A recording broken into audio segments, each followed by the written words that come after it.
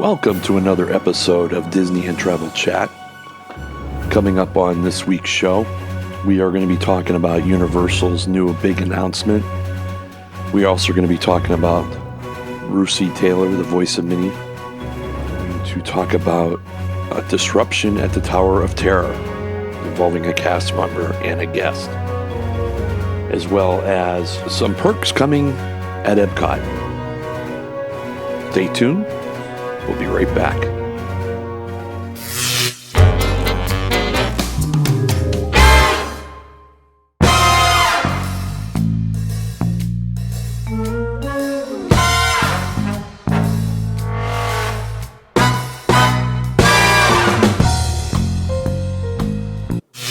Okay, folks. Thanks for joining us. I'm your host today, Tom. This episode is brought to you by Waterhouse Vacations. Visit them on the web at www.waterhousevacations.com, where they can make dreams a reality. Vacations for all budgets. Let's get right to it. This is a special episode added for the week of July 30th. Today is August 2nd, 2019. This would be episode 8 of Disney and Travel Chat. And I wanted to start off right away, sadly stating that the voice of Minnie has passed away on July 26th at the age of 75. Russi Taylor was beloved, known by everyone there, being the voice of Minnie for over 30 years. She'll be sadly missed. May you rest in peace with the man Walt up in heaven. Thanks for the great memories with Minnie, Russi. And again, may you rest in peace, and thoughts and prayers go out to her family. Also, coming out of Central Florida, some huge news by Universal Orlando. They have announced they are putting in a 750-acre theme park called Universal's Epic Universe. Their new site will nearly double Universal's total available acreage in Central Florida. It's a few miles from the existing resort in southwest Orange County. It's right down the road on the I-4 corridor and Sand Lake Road, and east of Universal Boulevard. This is huge news for them, as I guess that would be their answer to the call to Disney's Galaxy Edge that will be opening up here at the end of August. Which we knew something was going to happen, because we knew Super Nintendo Land was coming, and that will be located inside Universal's Epic Universe. From what it shows and what I've read, the concept art, there's going to be shopping, obviously places to eat, there is going to be some rides and other attractions, there's going to be places for shows. It's a really nice concept.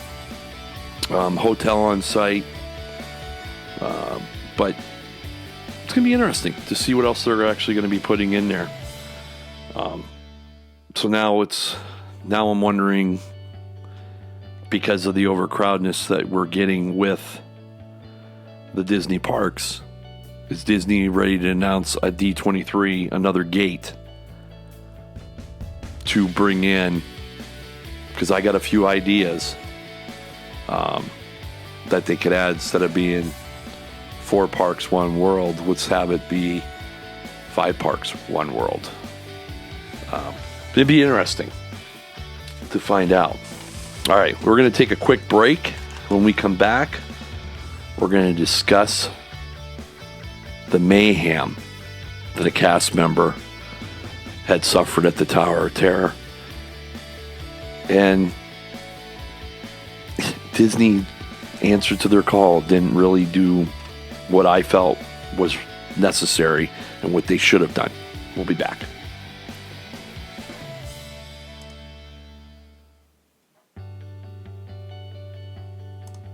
All right, welcome back. All right, so before the break, I was discussing recently. It's been on. If you haven't followed on any of the news, because every time you turn around, it's depressing. A cast member. Now, this did not happen down in the boiler rooms in the basement of the Tower of Terror. This happened as you're being assigned to go which elevator to go to. So what has happened was a guest and her family believed they had Fast Pass for the Tower of Terror. The cast member kindly declined that they did not, and they would have to get into the other line. And when she was told she did not have it, she started flipping out and was pushing buttons like crazy on that controls, which that is linked to the rides. So now she's putting in guests that are riding the ride in, lives in jeopardy. Not to mention causing all kinds of havoc. Could be computer problems from the overload, short circuiting. I don't even want to think about what could, everything that could happen. But then as the cast member was trying to stop her from pushing all the buttons, she punched them in the face. And nothing serious, but it was still an assault. Eyes a little puffy, the face a little bit puffy. From my recollection, there was no broken nose. But it's still an assault. Now, security was called. My understanding is the police were brought in. She was taken out.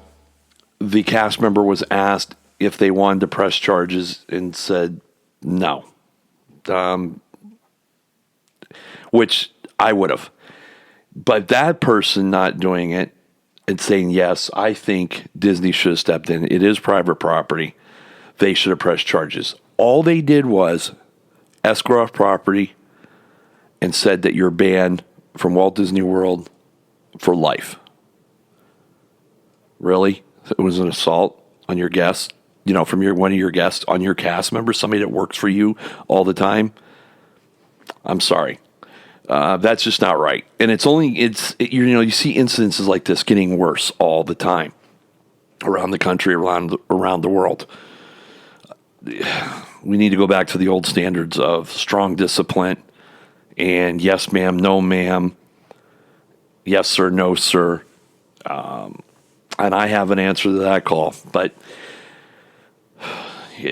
we'll talk about that at another time. But there's just no respect anymore. There's no dignity and respect. If somebody doesn't get their way, they just literally freak out. It's ridiculous. So I think she should have been arrested. She should have had a rap sheet started. So hopefully that cast member is healing well. And if there's any chance that if it was a young cast member, the parents can still step in and maybe prosecute. I'm hoping. With that being said, there's a video that has gone viral of this frantic mom that has a 3-year-old feels that parentless people, couples, individuals should be banned from Walt Disney World parks and resorts. It's like, really? Are you serious? All because the line was too long. Her 3-year-old wanted a pretzel. She said, I'm not waiting in line that long to get a pretzel. We'll get one later.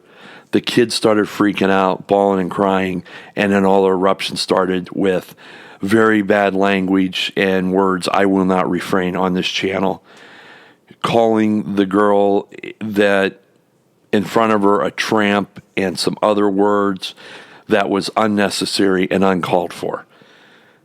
And I'm thinking, what, just because individuals don't have kids, choose either A, not to have kids, or B, they're not married yet and not ready to have kids, or C, there's people that just can't have kids. And every other situation that they shouldn't be, Well, let me see. So they used, and then she starts blasting that a lot of the problems are because of the millennials. Well, wait a minute. This is the same kind of stuff that I heard when I was growing up in the late 70s and 80s, from the baby boomers and that our generation. But let's face it, we were all kids once. And if we went to Disney, as we get older, we still want to carry that memories on by going, as well as if we do have kids or, nephews and that, we want to take them to get them to experience it. And hey, when I go, and listen, I'm 50 years old.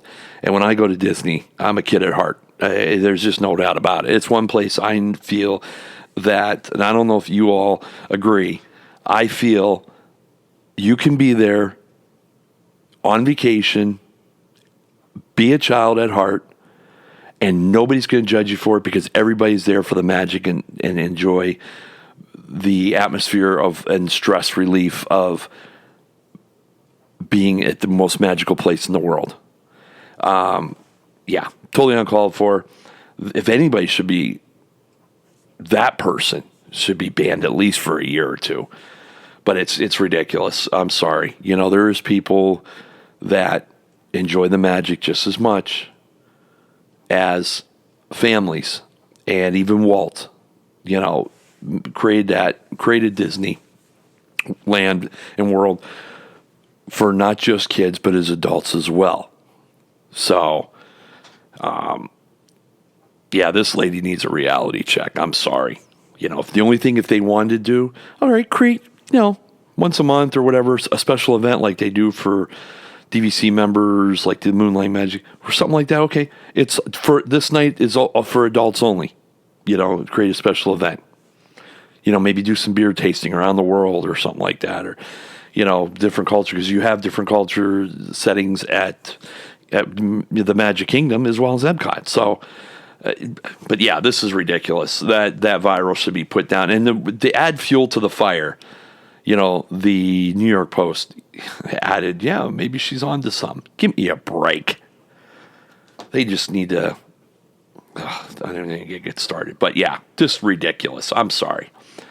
It is for that park. Disney was created for everybody to have fun, to get away from the daily grind and just experience some magic.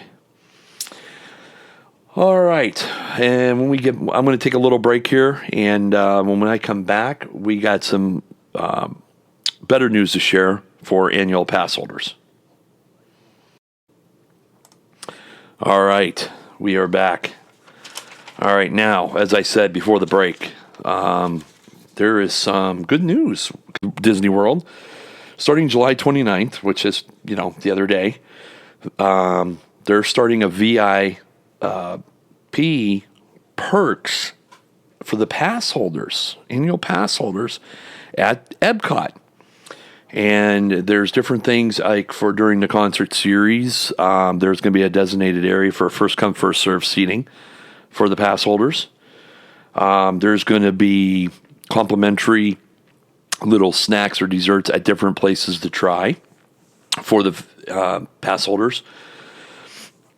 There's going to be a photo opportunity just for pass holders and a bunch of other stuff. There's just too much to list, but I just thought this was great news for pass holders, but I wish they would take it one step further and maybe even do something like that at a different park for D.T.C members. So, do annual pass holders at Epcot. Let's do D.T.C members either at the Magic Kingdom, Animal Kingdom, or Hollywood Studios. I think it would be nice. I mean, we as D.T.C members, we do invest a lot to become a D.T.C member, and a lot of us end up taking that live far away, multiple trips. It would be nice for the D.T.C members, especially as large as it is. The annual pass holders and D.T.C memberships are huge with the amount of people that belong, and some belong to both. Like myself, I'm a D.T.C member as well as an annual pass holder. So that's something I think that would be worth looking into. But that's exciting. So that is very exciting that Disney has done that, and They've also are changing the Mickey's Very Merry Christmas Party. They're adding overlays to the back sections of the park with more of a Christmassy theme, lighting, and with the one of them is the Mad Hatter teacups. There's going to be back more into the Fantasyland, which before, if you remember, everything was decorated up front. As you get further in the back, there isn't much, but they're changing up. So this way, as not to put it exact words, but the change up the Very Merry Christmas Party a little bit. So because if you talk to a lot of people, that the party has just become monotonous. It's the same thing year after year. So they're mixing up, they're changing up the decor, they're changing up some of the activities to create a whole new experience for the Christmas party. And tickets are on sale for that event as we speak.